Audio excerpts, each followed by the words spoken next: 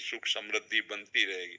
मान लो हमारी प्रार्थना, ये चरित्रहीनता जो आ रही है अपने बच्चों में, अपने भाइयों में, अपने बहनों में, समाज में, इसको अगर हम एक एक करके सुधारें तो सुधर सकता है। हम अपने को पहले सुधारें, एक एक सुधारें तो सुधर सकता है, नहीं तो सही बात आपसे कहते हैं, ये सब स्वाप्निक बातें रह जाए कि कोई पवित्र कन्या पाणी ग्रहण या कोई पवित्र वर पाणी ग्रहण।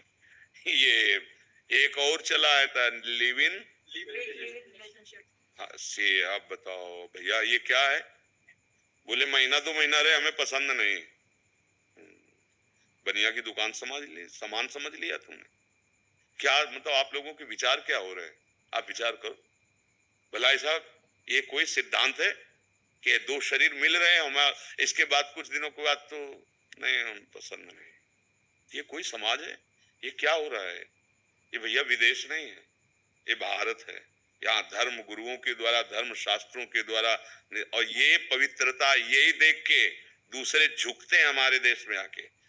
देखो विदेशी बच्चे आए थे, गाया पद गाया था, अर्जेंटीना, क्या अर्जेंटीना, हाँ, पूरा ऐसे कवर किए, ऐसे बच्ची पूरा ऐसे, और उसकी माँ ऐसे ऐसे भारतीय पोशाक में। जी पूरे काफी जने हैं जो रशिया से, अमेरिका से, यहाँ वृंदावन धाम। और हम क्या कर रहे हैं? हम नकल कर रहे हैं उनके आचरणों की, और उनके भी अपने धर्म को बहुत लघु मान लिया, अपनी रहनी को बहुत छोटा मान लिया। आज हमारी समाज जिस तरफ जा रही है उसका नाम है पतन, उन्नति के नाम पे पतन।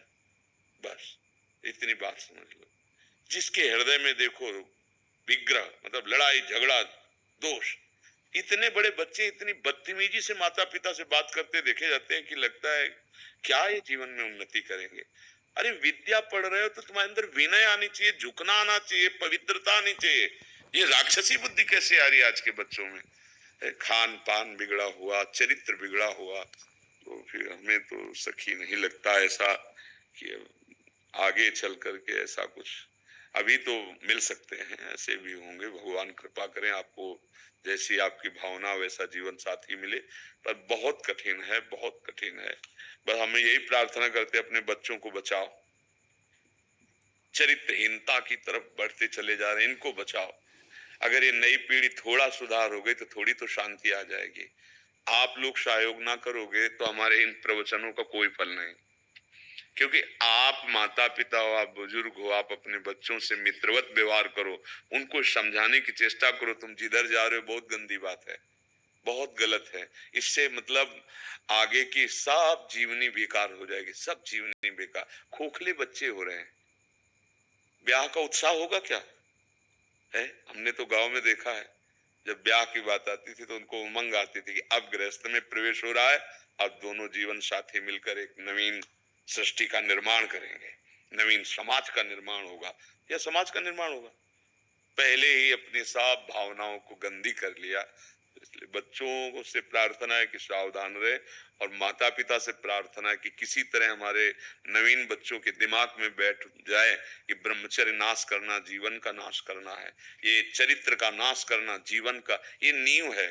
चरित्र नहीं भाई तो फिर महल नहीं बन सकता, नींव नहीं है। चरित्रहीन की कहीं कोई भी अब जैसे कहा जाता है कि भाई विदेशों में तो देखो, मान लो उनका कोई ऐसा नियम नहीं, नए बच्चे उदाहरण देते हैं और बड़े सुखी देखे जाते हैं। क्या सुख मानते हो? मलमूत्र के भांड को तुम सुख मानते हो भारतीय होकर? इस शरीर को सुख मानते हो? कितने दिन टिकेगा? एक मिसाइल गिरी के हजारों मीडिया मेट हो, कहां गया सुख तुम्हारा?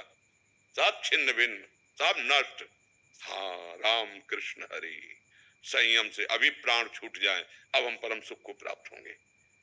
इसी को जानने के लिए बड़े बड़े आते हैं और भारत के ऋषि मुनियों के चरणों में बैठ करके ना वो उस बात को समझते हैं। कहीं भी मोक्ष परम पद की चर्चा नहीं विश्व ब्रह्मांड में, ये केवल भारत में है। कहीं भी जितेंद्रियता, पातिव्रत, ये सब कहीं नहीं मिलेगा आपको, ये भारत में मिले। ये भारत धर्म देश है, ग्रंथों में लिखा है भारत में जन्म होना। हाँ, यहाँ से दीक्षा लेकर, यहाँ से मतलब भारतीय ऋषियों की शिक्षा लेकर देखो कितना नाम कीर्तन विदेशों में भी हो रहा है, उनको भी परम पद मिलेगा। चाहे जहां रहो भगवान का भजन करो, अच्छे से रहो। हम देखते हैं धोती, बगलबंडी, मस्तक पे तिलक, चोटी, विदेशी विदेशी लोग, साड़ी,